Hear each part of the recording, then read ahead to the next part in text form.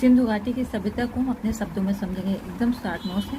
दुनिया की सबसे प्रारंभिक सभ्यता है, सबसे पुरानी सभ्यता है, जो 2500 ईस्वी पूर्व है। यह 3 देशों में है, पाकिस्तान, उत्तर पश्चिम भारत में और अफगानिस्तान में है।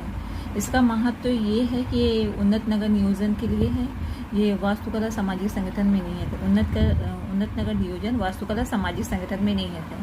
जो भविष्य की जो हमारी भविष्य की फ्यूचर सभ्यताएं चल रही हैं, वो सिंधु घाटी की सभ्यता से ही चल रही हैं।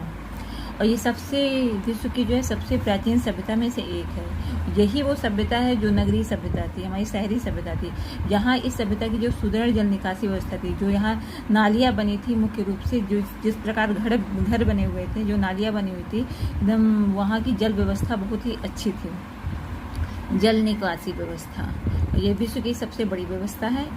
ये इतनी बड़ी है कि लगभग 13 लाख पर किलोमीटर में है। इसमें 3 देश हैं, जैसा मैंने आपको भारत, पाकिस्तान, अफगानिस्तान। और ये ट्रायंगल में है, त्रिभुजाकार है। और उत्तर, दक्षिण, पूर्व, पश्चिम मैं आपको बताती हूँ।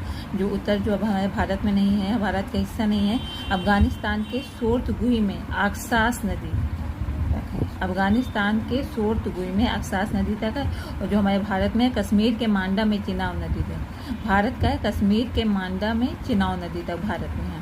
पूर्व में ये आ जाती है उत्तर प्रदेश के आलमगीरपुर, मेरठ में।